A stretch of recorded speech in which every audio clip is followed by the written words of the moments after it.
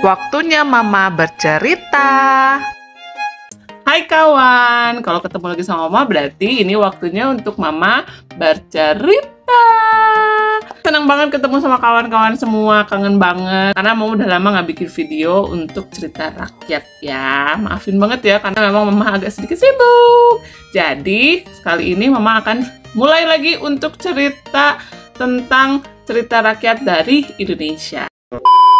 Nah, di Indonesia itu kaya akan cerita rakyat. Udah pasti tahu kan kawan-kawan semua. Kadang-kadang memiliki kemiripan antara satu daerah dengan daerah yang lainnya. Salah satu cerita yang memiliki kemiripan adalah penyamaran seorang pemuda menjadi seekor lutung atau sejenis kera untuk menemukan putri pujaan hatinya. Nah, di Jawa Tengah dan Jawa Barat sama-sama memiliki cerita tentang lutung kasarung. Keduanya bercerita tentang seorang pemuda yang menyamar menjadi seekor lutung untuk mendekati seorang putri yang dicintainya. Meskipun demikian, kedua cerita ini sangat berbeda. Nah, Mama di sini akan menceritakan sebuah cerita tentang lutung kasarung yang berasal dari Jawa Barat ya. Oke, sebelumnya Mama akan jelaskan sedikit tentang lutung kasarung. Nah, lutung kasarung itu artinya adalah lutung yang tersesat. Lutung kasarung merupakan cerita pantun yang mengisahkan legenda-legenda masyarakat Sunda tentang perjalanan Sang Hyang Guruminda dari Kayangan. Ia diturunkan ke Buana Pancatengah atau bumi dalam wujud seekor lutung atau sejenis kera. Lutung merupakan jenis kera yang berbulu sangat lebat dan berwarna hitam dengan memiliki ekor yang sangat panjang. Oke, sebelum Mama masuk ke ceritanya, Mama akan sebutin dulu tokoh-tokoh dari cerita rakyat Lutung Kasarung. Oke, tokoh dari Lutung Kasarung yang pasti adalah Lutung Kasarungnya sendiri, yaitu seorang Sang Hyang Guruminda yang tadi Mama jelasin di awal. Nah, yang kedua adalah Purbasari, yang ketiga adalah Purbararang. Oke, nggak usah berlama-lama, kita langsung ke ceritanya. Let's go! Zaman dahulu kala, hiduplah seorang putri yang bernama Purbasari. Ia merupakan anak bungsu dari 6 orang kakak perempuannya, yaitu Purbararang, Purbadewata, Purbaendah, Purbakencana, Purbamanik, dan Purbalewih. Mereka merupakan anak dari Prabu Tapa Agung yang merupakan raja dari kerajaan Pasir Batang. Si bungsu, Purbasari, memiliki sifat yang sangat baik, lembut, manis budi, dan juga suka menolong. Siapapun yang membutuhkan pertolongannya pasti akan dengan senang hati untuk dibantunya. Selain memiliki hati yang baik, Purbasari juga memiliki wajah yang sangat cantik dan juga rupawan. Tiap orang yang melihatnya akan jatuh cinta pada pandangan pertama. Setelah bertahta dalam waktu yang sangat lama, pada saat mendekati akhir hayatnya, Prabu Tapa Agung menunjuk Purbasari sebagai pengganti dirinya. Aku sudah terlalu tua, saatnya untukku turun tahta, kata Prabu Tapa. Salah satu kakak Purbasari yang bernama Purbararang tidak setuju adiknya diangkat untuk menggantikan sang ayah. Aku putri sulung, seharusnya aku yang bisa menjadi pengganti ayah, gerutu Purbararang pada tunangannya yang bernama Indrajaya. Kegeramannya yang sudah memuncak membuatnya mempunyai niat untuk mencelakakan sang adik. Ia menemui seorang nenek sihir untuk memantrai Purbasari. Nenek sihir itu memantrai Purbasari sehingga saat itu juga tiba-tiba kulit Purbasari menjadi bertotol-totol hitam. Orang yang dikutuk hingga memiliki penyakit yang sangat mengerikan ini tidak pantas menjadi seorang ratu. Sudah seharusnya ia diasingkan ke hutan agar penyakitnya tidak menular, perintah Purbararang.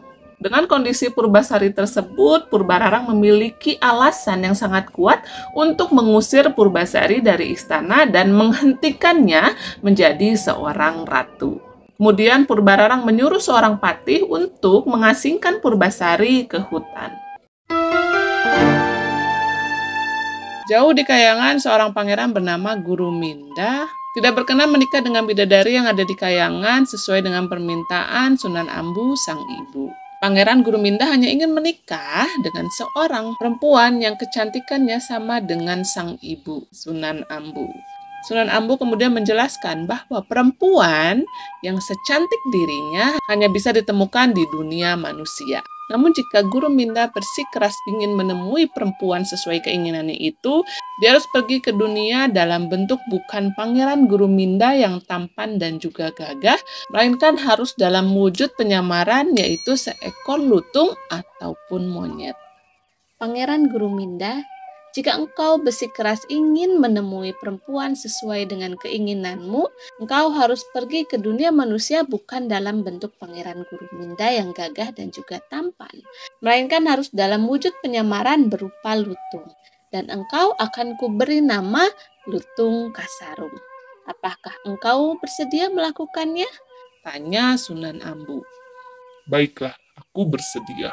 Ujar Pangeran Guruminda. Setelah menjelma menjadi seekor lutung kasarung, Pangeran Guruminda segera turun ke dunia manusia dan tiba di hutan. Dalam waktu singkat saja, lutung kasarung menjadi raja dari para kera dan lutung di hutan. Hal ini karena tidak ada kera dan lutung yang mampu menandingi kesaktian, kecerdasan, dan kekuatan dari Pangeran Guruminda. Sesampainya di hutan, patih tersebut masih berbaik hati membuatkan sebuah pondok untuk Purbasari. Ia pun menasihati Purbasari. Tabahlah Tuan Putri, cobaan ini pasti akan berakhir. Yang Maha Kuasa pasti akan selalu bersama dengan Putri. Ujar sang patih. Terima kasih, Paman. Ujar Purbasari. Selama di hutan, ia mempunyai banyak teman, yaitu hewan-hewan yang selalu baik kepada dirinya. Di antara hewan tersebut ada seekor kera berbulu hitam yang misterius. Tapi kera tersebut yang paling perhatian kepada Purbasari. Lutung Kasarung selalu mengembirakan Purbasari dengan mengambilkan bunga-bunga yang sangat indah dan juga buah-buahan bersama teman-temannya. Kelembutan hati, kebaikan, dan juga sifat baik dari Purbasari membuat Lutung Kasarung akhirnya menyayangi Purbasari. Sedangkan sikap tanggung jawab, kepemimpinan, dan juga kecerdasan dari Lutung Kasarung membuat Purbasari juga menyayanginya. Makin lama, keduanya tidak mau dipisahkan. Tanpa diketahui Purbasari, Lutung Kasarung memohon kepada sang ibu Sunan Ambu untuk dibuatkan taman yang indah dengan tempat pemandian untuk Purbasari. Air telaga yang mengalir berasal dari air telaga kecil yang murni dan juga bersih, dan dengan doa-doa dari para dewa. Para dewa dan bidadari menyebut telaga yang indah ini dengan nama Jamban Salaka. Keesokan harinya Lutung Kasarung menemui Purbasari dan memintanya untuk mandi di telaga tersebut. Apa manfaatnya bagiku? Tanya Purbasari. Tapi ia akhirnya menuruti permintaan Lutung Kasarung. Tak lama setelah ia menjeburkan dirinya, sesuatu terjadi pada kulitnya. Kulitnya menjadi bersih seperti sedia kala, dan ia menjadi cantik kembali. Nah, Purbasari sangat terkejut sekaligus gembira ketika ia bercermin di telaga tersebut. Kecantikannya yang dulu telah kembali. Lutung Kasarung yang melihatnya menjadi terperangah. Tidak menyangka orang yang ada di dekatnya selama ini adalah perempuan yang sangat cantik hingga dapat mengalahkan kecantikan dari Sunan Ambu, sang ibu. Lutung Kasarung dan Purbasari sangat bahagia dengan keadaannya. Sejak saat itu, Purbasari pun menjadi betah untuk tinggal di hutan bersama dengan Lutung Kasarung. Mereka pun menyukai satu sama lain dan bahagia di sana.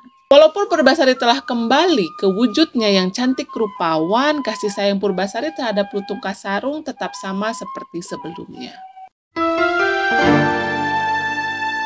Di istana, Purbararang memutuskan untuk melihat adiknya di hutan. Ia pergi bersama tunangannya dan juga para pengawal. Ketika sampai di hutan, ia akhirnya bertemu dengan adiknya dan saling berpandangan. Purbararang tidak percaya melihat adiknya yang telah kembali seperti semula. Purbararang pun khawatir, Purbasari akan mengancam tahta yang saat ini dikuasainya. Sehingga ia mencari cara untuk kembali menyingkirkan adiknya tersebut. Bahkan kali ini ia berusaha menyingkirkan Purbasari untuk selama-lamanya. Purbararang tidak mau kehilangan muka. Ia mengajak Purbasari untuk adu panjang rambut. Jika rambutku lebih panjang dibandingkan rambut Purbasari, maka leher Purbasari harus dipenggal oleh Algojo. Tantang Purbararang. Awalnya Purbasari tidak mau, tapi karena terus didesak akhirnya ia meladeni permintaan kakaknya. Ternyata rambut Purbasari lebih panjang dari Purbararang. Untuk menutupi kekalahannya, Purbararang akhirnya memberikan kembali tantangan baru untuk Purbasari. Baiklah, untuk adu panjang rambut aku kalah. Tapi sekarang ayo kita adu tampan tunangan kita. Dan ini tunanganku, ujar Purbararang sambil mendekat kepada Indrajaya. Purbasari mulai gelisah dan kebingungan. Akhirnya ia melirik serta menarik tangan Lutung Kasarung.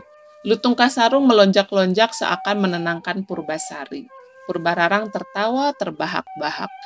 jadi monyet itu tunanganmu? Mana ada ratu punya suami seekor monyet?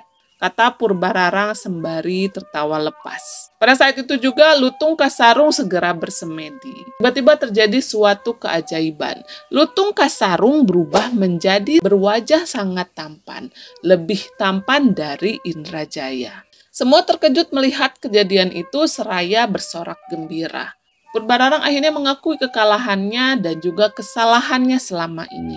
Ia memohon maaf pada adiknya serta memohon agar tidak dihukum. Akhirnya Purbasari berbaik hati memaafkan kakaknya. Setelah kejadian itu, akhirnya mereka semua kembali ke istana. Purbasari menjadi seorang ratu didampingi dengan seorang pangeran tampan idamannya. Pangeran yang ternyata selama ini selalu mendampinginya di hutan dalam wujud seekor lutung, yaitu Pangeran Guruminda. Oke kawan, itu dia cerita rakyat Lutung Kasarung. Nah, sekarang Mama akan masuk ke pesan moral dari cerita rakyat Lutung Kasarung. Oke, dari cerita rakyat Lutung Kasarung ini ada beberapa pesan yang bisa kita ambil, yaitu rasa iri dengki dan juga keserakahan itu tidak baik untuk dipelihara dalam diri kita. Karena nanti kedua sifat ini akan membuat kita terjerumus dalam ketidakbahagiaan dan penyesalan. Jangan suka merendahkan orang lain karena kita semua sama di mata orang lain. Jadilah orang yang jujur dan baik kepada siapapun. Maka kita akan menerima banyak bantuan dan juga kebaikan. Karena kebaikan dan kebenaran akan menjadi pemenang dan membawa akhir yang sangat indah. Oke, itu dia pesan moral dari cerita rakyat Lutung Kasarung. Nah, hingga saat ini legenda Lutung Kasarung tetap menjadi bagian penting dari budaya dan juga cerita rakyat Sunda dan akan terus diceritakan dari generasi ke generasi. Oke kawan-kawan, segitu dulu video kali ini. Kalau ada cerita yang keliru, boleh kawan-kawan semua komen atau koreksi di kolom komentar. Dan juga kalau ada kawan-kawan yang punya cerita dalam versi lain, boleh juga ya komen di kolom komentar. Dan yang paling penting, Mama akan selalu ingetin kalian semua untuk dukung terus Nala Gume Story dengan cara di subscribe, like, comment, and share supaya kita semangat untuk membuat video yang mengedukasi kawan-kawan semua. Oke, segitu dulu video kali ini. Jangan lupa tonton semua video Nala Gume ya. Mama pamit. Bye-bye.